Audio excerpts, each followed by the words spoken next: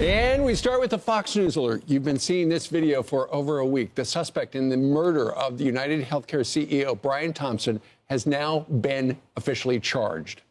Brooke Singman breaks it down for us for all we know, and we know a lot. Brooke. Yeah, we do, guys. Good morning. So the suspected killer remains behind bars in Pennsylvania this morning. Luigi Mangione, on your left here, is now charged in the killing of UnitedHealthcare CEO Brian Thompson 6 days ago in Midtown Manhattan. The suspect now faces several charges. So in New York, he's been charged with second-degree murder, along with 3 other gun-related charges.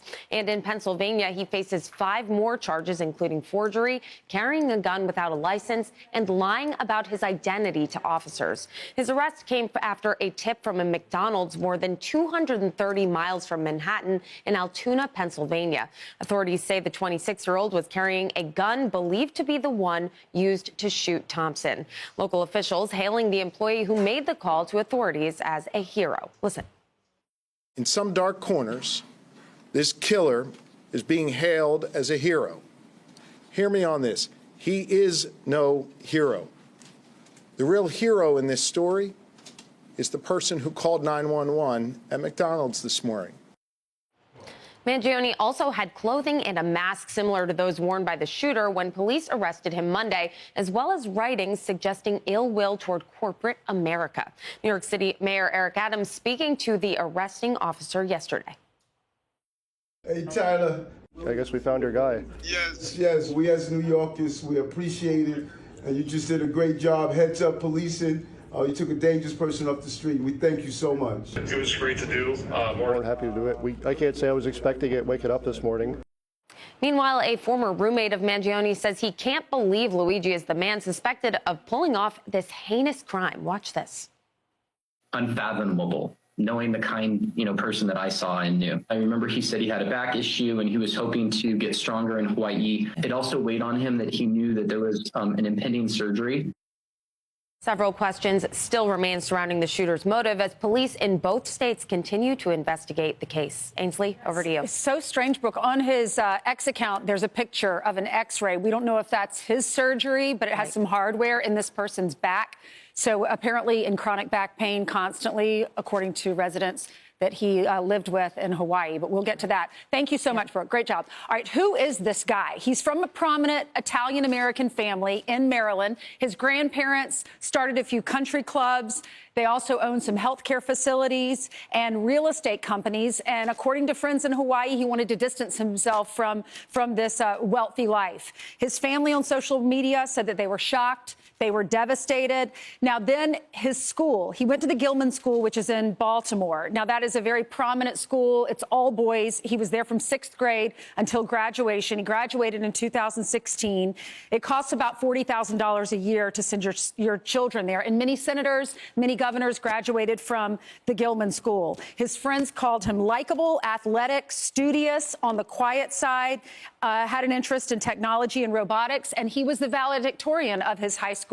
And we're going to show you a clip of that valedictorian speech in just a second. He thanked his parents and he thanked his faculty. Then he goes on to have an Ivy League education, goes to UPenn with a bachelor's and a master's degree, graduated 4 years ago in 2020 with a computer science degree, and he minored in mathematics. He was a member of the Phi Kappa Psi fraternity. Then he goes to Hawaii. That was his last place of residence, and people that he lived with in the surf break co-living community said he was in chronic back pain constantly. He's been estranged from some of those friends.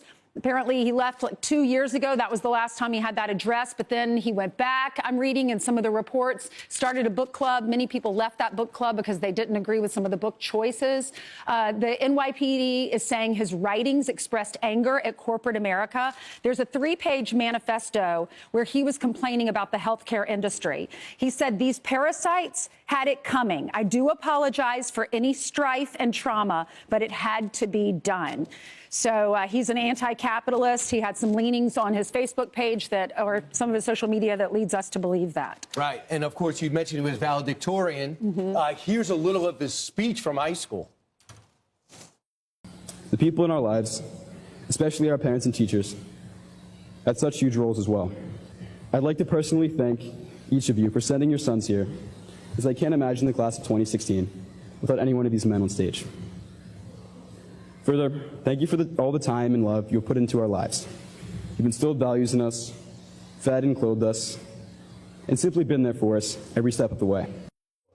It's so surprising to people who know him, that he's the guy, because it's like, are you kidding? He was a very popular guy. He had it all going for him. There you can see after he was arrested. You know, it's one of those things where his image, the image of that person, the suspect, in that mask flashed around the world. And then when he pulled down the mask you saw that just a couple of days ago. And then when he pulled down the mask at that hostel in New York, right there, to flirt with the clerk, reportedly, people got a good look at it. So it sounds like he made one fatal mistake yesterday, and that was he was at this McDonald's, not far from the Greyhound bus station in Altoona. And he was over on the side, as far away from the counter as possible. And he pulled down his mask. He was wearing the surgical mask there. Pulled down his mask to eat. You got to do that. And somebody, it sounds like a customer, saw that person and then discreetly went over, talked to somebody who was working at that McDonald's and said, I think that's the guy. They called the cops. The rest is history.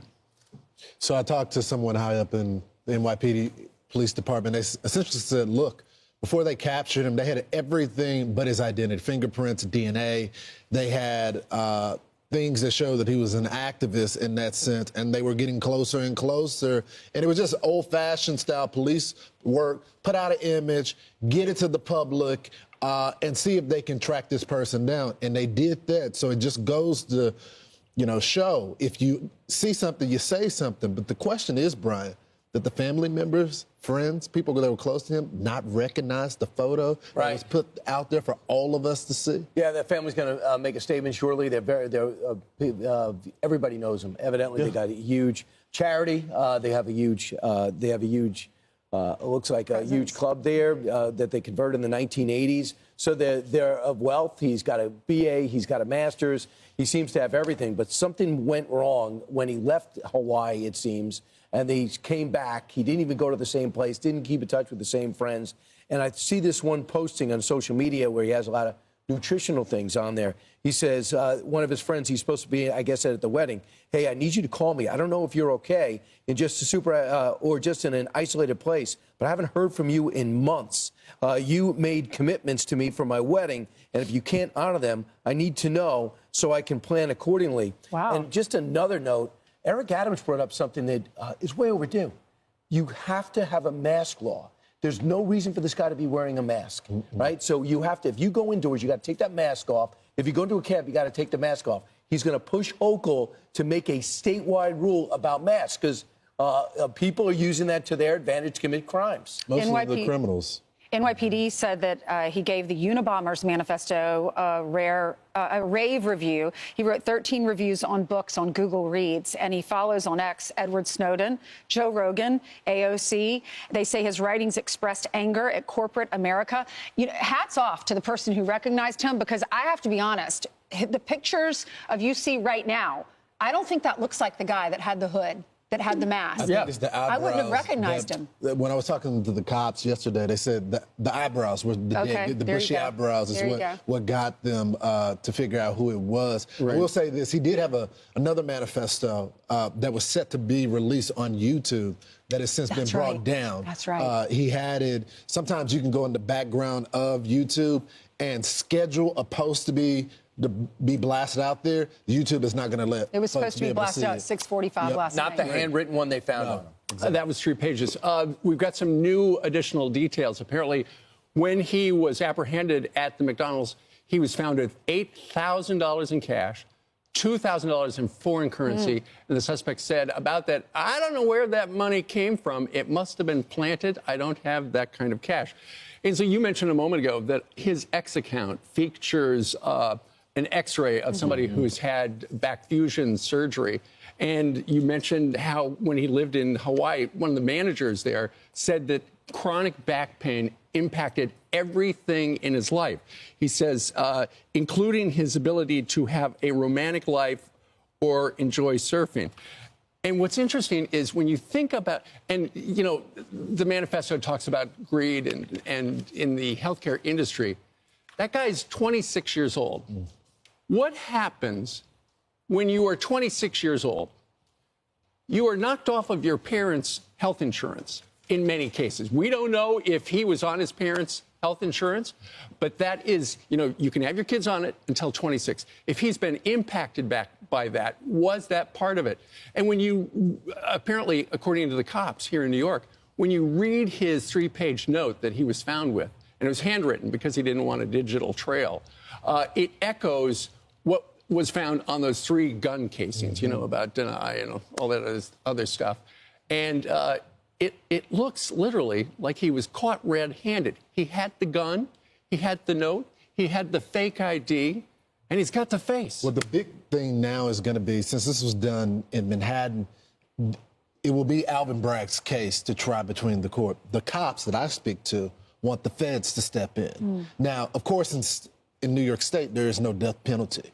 But assuming that the trial starts to begin, it will be back in the Trump administration, and they will have the death penalty back on the table. Currently, the feds have removed the death penalty under the Biden administration. Yeah. But if the Southern District of New York gets the case and Pam Bondi is the Attorney General, the death penalty will be back in play. I'm Steve Doocy. I'm Brian Kilmeade. And I'm Ainsley Earhardt. And click here to subscribe to the Fox News YouTube page to catch our hottest interviews and most compelling analysis.